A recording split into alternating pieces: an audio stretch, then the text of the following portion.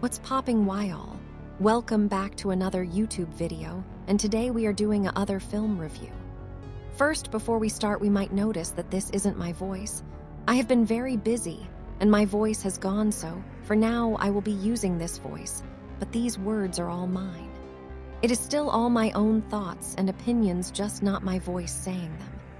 I once again apologize for the inconvenience, and with that out of the way, we can jump straight into the review. We are back in King's Landing for yet another season of Game of Thrones. Today we are watching Season 2. I've been watching it slowly over the course of a few weeks with my girlfriend in between playing Among Us and sleeping. So let's get on with it with haste and see what Google has to say about Season 2 of Game of Thrones. It has a 9.210 on IMDb. 9 noble families wage war against each other in order to gain control over the mythical land of Westeros. Meanwhile, a force is rising after millennia and threatens the existence of living men. So we pick up where we left off. Not much time has passed since the Stark family is still split up and splitting up further, with Robb going back to his father to get them on Stark's side. We have Arya going undercover with the Lannister father and getting her very own murderous genie. Jon Snow is looking and traveling beyond the wall, first time for everything. Then poor Sansa stuck with Joffrey and King's Landing all on her own. My favorite family is the Starks, and they are my favorites in the whole series, with Tyrion as a good fourth.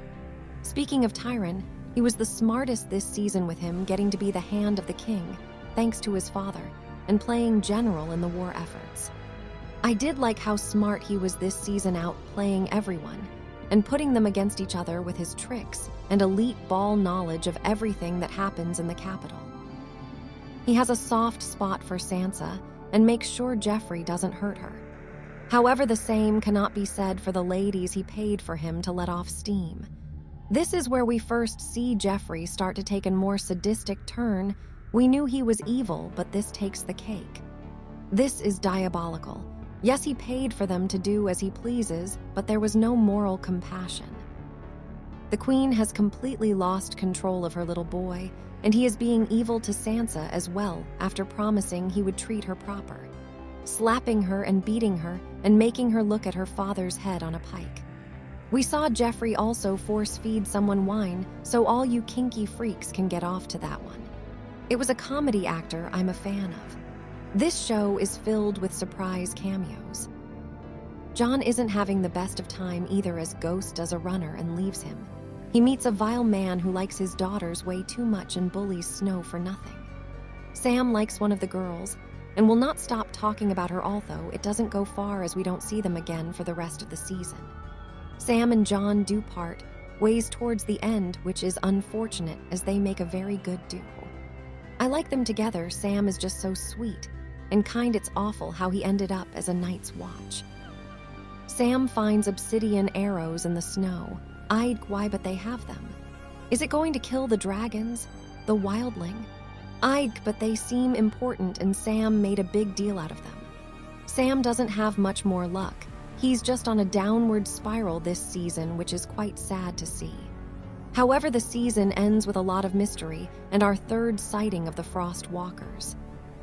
Sam unfortunately got caught in the mix of basically ice zombies, as we see decaying bodies moving around the snow in big blizzard clouds. We do get foreshadowing of their arrival, as Sam said earlier in the season that Three-Horn Honks is ice people, but hasn't been used in 1,000 years. Well, until now. We never know why they spare him, but it's an epic way to end a season, I'll tell you that much. A big Frost Walker army. Epic visuals, and I can see why they made budget cuts this season. Speaking of the budget cuts, we didn't get to see much of the war. We mainly saw it after the fighting had started, as they didn't have the budget for a big fight scene. I'm not sure. We see a lot of fire, as Tyrion found a big stash of fire juice that made the war effort a whole lot better and gave me goosebumps when used. The big green explosion was wild and so beautiful again. I can see why they made budget cuts earlier in the season for big moments like this to hit harder. If we saw war all the time, it wouldn't be as meaningful when it mattered. This is a show that every scene matters. Everything they talk about is for a reason and will be brought up later, or will impact what happens later. It's so well written and thought out. Everything means something, and that's what you have to keep in mind with this show. Khaleesi, however, she was on her own mission to get a boat, and she got her boat by the end of the season, and her dragons, they grew, but not much, not being able to eat much. They found a kingdom, and they were allowed in by the merchant. He ended up betraying her, which I didn't see coming at all. It was scary how twisted and sick these people were. I didn't expect him to be this evil, but he killed the Council of the 13 and stole the dragons to use them as a power source for the magic. This season is also where magic gets taken to the next level. We always see Khaleesi get caught up in some kind of magic user. The magic is strange in this universe. The rules like who can use magic, how does the magic work, and so on. So hopefully, we get more answers through the future seasons. We get a whole load of new characters to watch this season as well. So many new people were introduced that it spread the series out a lot.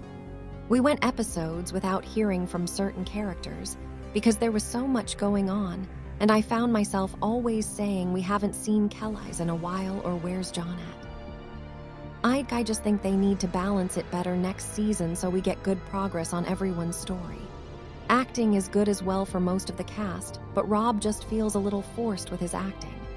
A fire lady was introduced this season, yet another magic user. She isn't as important as I think she will be this season.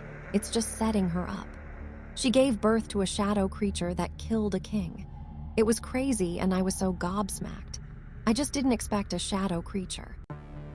We are delving deeper into Dungeons and Dragons territory with all these different creatures and magic types being introduced. Not that I'm complaining. I love I've watched Stranger Things, made my own character, played Dark Souls and Skyrim. I also plan on playing Baldur's Gate on the channel. So I'm excited to see where they take things next season and what levels they can rise to. Arya has had it rough this season. I cannot decide who has had it worse. This is a very dark, depressing show, but it's just so cool. She has been kidnapped and almost killed countless times, and then because she saved someone's life, she gets 3 people she can kill however I feel like. She wasted them on people who were delivering news and messages. There are so many people she could have chosen. She did play it smart towards the end, saying for him to kill himself or free her. A good trade that even I didn't think off when thinking and placing bets on who she would kill. The bet was rigged from the get-go. She didn't kill the people whose names she was chanting, advice she was given by the person who rescued her. It was so cold hearing her chant the names of people on her kill list, as hopefully we get to see her kick ass in later seasons. I hope we see her have more action because she got disarmed too quickly this season. She didn't learn much from the dancer. It doesn't feel like a separate season. It feels like a continuous story, and I like that. It didn't feel like there was a break in the story, which helps keep the immersion, and when binge watching, it has a nice flow to it. A whole lot went down this season, way more than I could ever talk about in one series review, so I do recommend you do watch it for yourself, because there is a lot I left out and probably even missed when watching. It's a solid 8/10 this season. I do think it's better than the last, so let me know what you think in the comments below. Other than that, I think that wrapped it up, and I'll see you all in the next one. Have a nice day, and I'll see you in the next one. Stay home and stay safe. What's popping, why all? Welcome back to another YouTube video, and today we are doing a other film review. First, before we start, we might notice that this isn't my voice. I have been very busy, and my voice has gone, so for now I will be using this voice, but these words are all mine. It is still all my own thoughts and opinions, just not my voice saying them. I once again apologize for the inconvenience,